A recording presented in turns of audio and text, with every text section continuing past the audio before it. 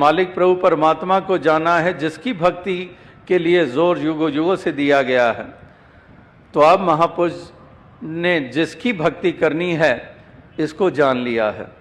संसार इससे अनजान रहकर इसकी उपासना और प्रस्तिश कर रहा है, इसकी इबादत कर रहा है, लेकिन वो वास्तविकता में महान माने गए हैं। जैसे भगवान कृष्ण ने कहा है, सबसे उच्चम मेरे भक्त वो हैं जो मुझे सब में और सब को मुझ में देखते हैं, मेरे निज रूप को जानते हैं, वही उत्तम भक्त हैं। जो 4 प्रकार के उन्होंने अर्थ भक्त, अर्थार्थी भक्त, जिज्ञासु भक्त और ज्ञानी भक्त की पहचानें बताईं, तो उसमें ज्ञानी भक्त को ही सर्वश्रेष्ठ स्थान दिया उन्होंने। तो इसी प्रकार से आप भक्ति कर रहे हैं, इसको जानकर बिन वेखे दे उस्तत करना अंबर नूं हथ लाना है। आपकी वो स्थिति नहीं है, ये पहले थी। ज्ञान लेने से पहले ये स्थिति थी कि केवल पढ़ना पढ़ाना, केवल सुनना सुनाना, केवल अनुमान, केवल अजम्पशंस। अब वो अनुमान वाली स्थिति से आगे निकल चुके। जब ये ज्ञान की ज्योत जग गई, जब ये दीपक जग गया, ज्ञान रोशनी जीवन में आ गई, आत्मा रोशन हो गई, मन में उजाला हो गया, भ्रम और भ्रांतियों का नाश हो गया। तो इस तरह से इस मालिक को जान लिया अंग संग, और जानकर इसकी भक्ति कर रहे हैं, जानकर इसकी उपासना कर रहे हैं, जानकर इसकी बंदगी कर रहे हैं। और क्योंकि ये हर वक्त मौजूद रहता है, 8 पहर ये मौजूद रहता है, इसलिए 8 पहर इसकी आराधना, इसीलिए 8 पहर बहता रहे प्रेम कहा सोए। ये प्रेम वाली भावना, ये सच्ची इबादत बंदगी, ये तभी संभव है जब इस प्रकार से 8 पहर इस ज्ञान का एहसास बना रहता है, इस निराकार का एहसास बना रहता है, गुरसिक्खों की कदर मन में बनी रहती है, और बेगर्ज होकर हम सेवा सत्संग सुमरन करते चले जाते हैं।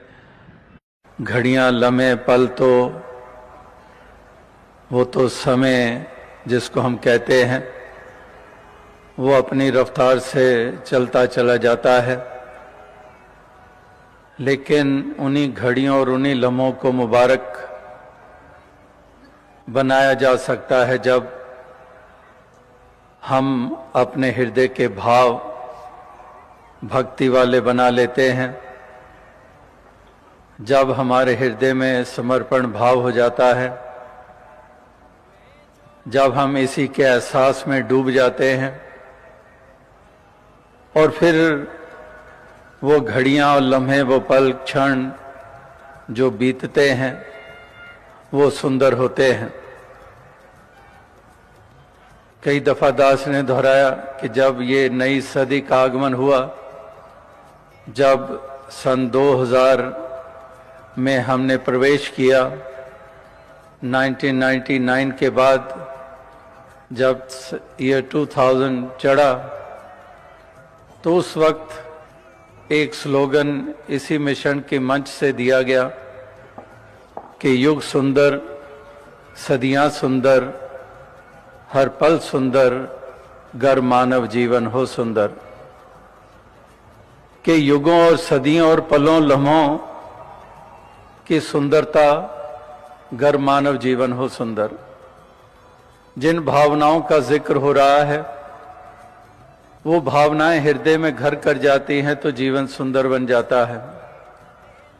यानी कि घड़ियां, लम्हे, युग, सदियां, उनकी महत्ता मन की सुंदरता के कारण है।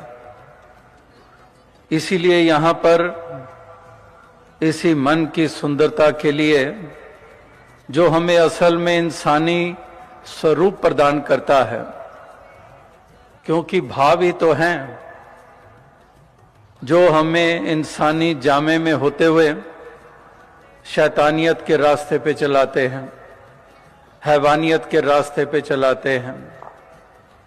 ये हृदय के भाव ही होते हैं, ये हमारा अंधकारमयी, हमारी अंधकारमयी सोच ही होती है, जिसके कारण हम इस मानवीय जिस्म को भी कलंकित करते हैं, मानव जाति को कलंकित करते हैं। तो यहां पर मन की सुंदरता की बात हो रही है, जिसके कारण इंसानी वजूद में होकर भी हम देवता का रूप बन जाते हैं, और देवता का रूप ही नहीं, हम परमात्मा का रूप बन जाते हैं।